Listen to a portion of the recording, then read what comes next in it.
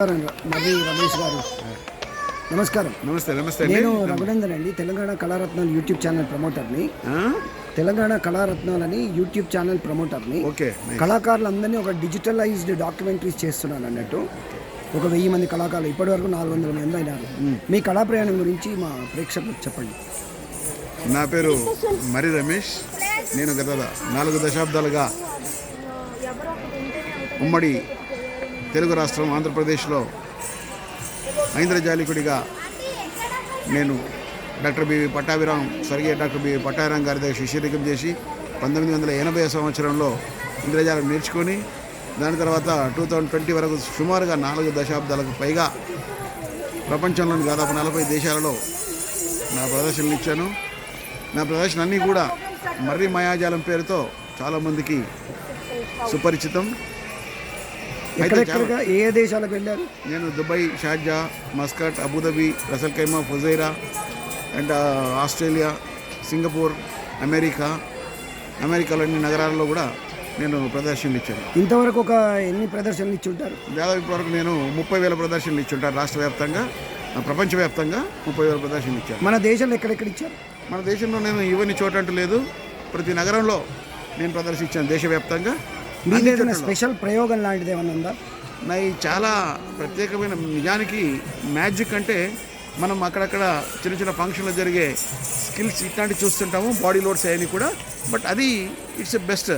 But apart from that, అది కాకుండా కూడా నేను మెజిషియన్ కన్నా కూడా నేను ఐఎమ్ ఇల్యూజనిస్ట్ అంటే మీకు తెలుసు, మన భారతదేశంలో ముఖ్యంగా మ్యాజిక్ అనే గుర్తుకొచ్చేది స్వర్గీయ పీసీ సర్కార్ సీనియర్, పీసీ సర్కార్ జూనియర్, కే లాల్, జాదుగర్ ఆనంద్, గోపీనాథ్ ముత్కాట్, ఓపీ శర్మ, ఇలాంటి వాళ్ళు గుర్తుకొస్తారు.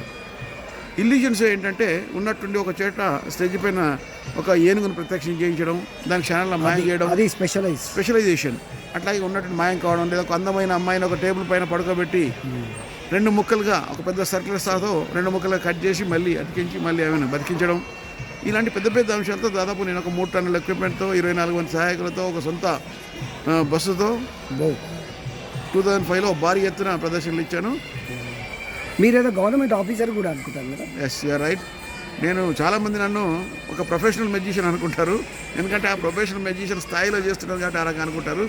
బట్ ఇది నాకు హాబీ మాత్రమే, నేను ప్రొఫెషనల్ మెజిషియన్ కాదు. బాగా సూపరింటెండెంట్ ఇంజనీర్ స్థాయి అనుకుంటాను కదా మీరు? నేను స్థాయి ఎలాగో I'm engineer, that's all.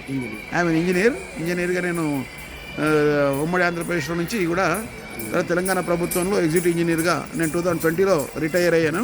Panchayati Raj engineering department నుంచి ఒక 33 సంవత్సరాలు సర్వీస్ చేసిన తర్వాత నేను రిటైర్ అయ్యాను.